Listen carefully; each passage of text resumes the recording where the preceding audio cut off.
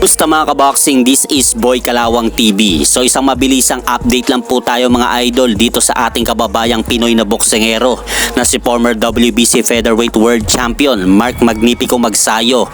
Dahil muling magbabalik nga po ito mga idol sa ibabaw ng lona ngayong darating na June 15 upang kaharapin nga po nito si former interim junior lightweight world champion Eduardo Ramirez sa Las Vegas, Nevada, USA.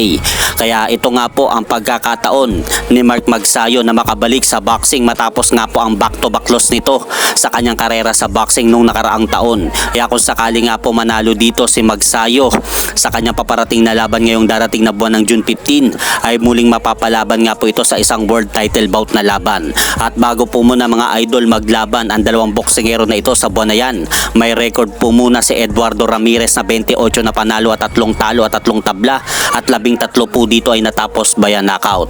Habang ating Pilipinong kababayang boksingero naman po na si Mark Magnifico Magsayo ay may record naman po ito na 24 na panalo at 2 talo lamang sa kanyang professional boxing career.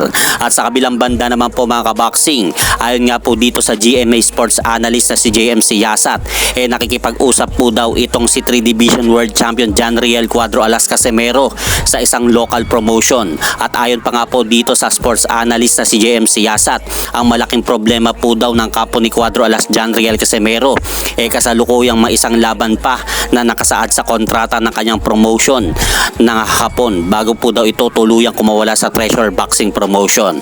At dahil po dyan mga kaboxing sa mga sinabi ni JMC Yasat kay Cuadro Alas, agad nga po nitong sinupalpal ng tagapagsalita ng Casimero Brothers na si Kuyang Joseph na fake news po daw ang pinagsasasabi ni JMC Yasat na nakikipag-usap po daw si John Riel Casimero sa ibang promotion. At hanggang dito na lang po muna ang aking update sa mga aganapan sa mundo ng boxing. At syempre mga idol, pakisuportahan nyo naman po ang aking munting channel. Maraming salamat po. Ang pinapakalat ni JM Siyasat na lilipat daw ang promotion si Champ. Fake news yan! Fake news! JM, hawak kong ganyan bro. Fake news ka. Kumalat eh. Kung totoo man yun, fake news.